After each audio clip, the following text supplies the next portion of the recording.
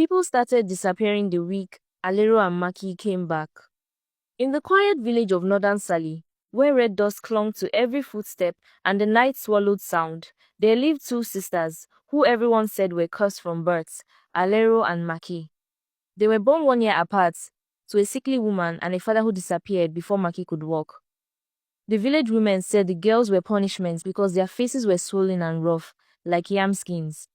Their eyes never seemed to match in size. 𝐒𝐤𝐬𝐭 had teeth that stuck out even after her teenage years, and 𝐼𝐬𝐭's skin had dark, raised boils that never went away. Children ran when they came near. Grown men laughed openly. Even the elders, who were supposed to show mercy, would mutter things like, "God creates, but sometimes he forgets to finish." Their mother died when they were still teenagers. Nobody helped bury her. 𝐒𝐤𝐬𝐭 and 𝐼𝐬𝐭 dug the grave themselves behind the cracked mud house they had grown up in. After that, they were completely alone.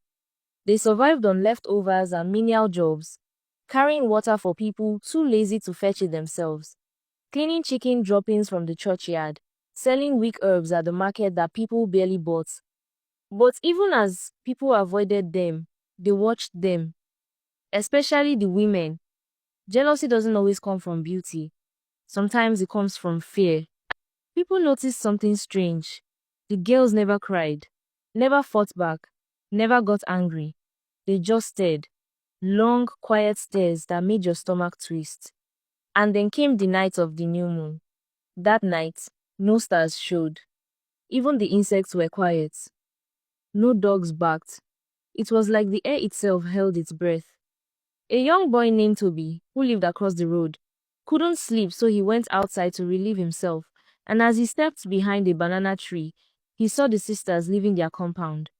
They were barefoot, no lantern or torchlight, just walking into the bush. But the bush they entered wasn't ordinary. It was the old bush, the one elders warned about, the one where people said witches danced and voices whispered from the ground. Even goats didn't go near it. Toby ran inside and hid under his bed.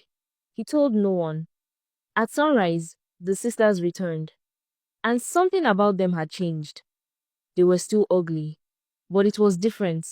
Their skin looked tighter, their eyes brighter, their voices sounded smoother. They walked differently, like they were being carried by something beneath the ground. And then, they vanished. For 1 full month, no one saw 𝐒𝐤𝐬𝐭 or 𝐼𝐬𝐭.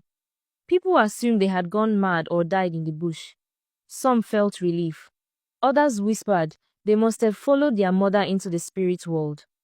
Then, one Saturday morning, just before market opened, they returned. The woman who first saw them dropped her basket of bitter leaf and ran. The sisters were beautiful. Not just ordinary beauty, unreal beauty. Their skin glowed like wet clay in the sun. Their bodies were shaped like carvings. Their eyes, too wide, too clear, like glass marbles. Every man stopped to stare.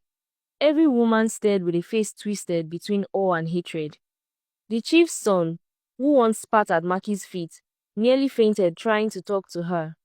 But none of that was the strange part. The strange part was that they acted like nothing had changed, as if they had always looked that way, as if they had never been mocked or hated. They went to the market, bought beans, yams, goat meat. They smiled at children who once threw stones at them. Nobody asked questions, not even the priest. Because that same night, when the sisters walked past the shrine near the edge of the bush, the carved idol sitting on the shrine's bench, an idol that hadn't moved in over 40 years, turned its head to watch them pass. And in the morning, a girl from the village was found, lying stiff behind her father's barn, her eyes rolled back and mouth full of dirt. Nobody dared say it out loud, but everybody knew. And that was only the beginning.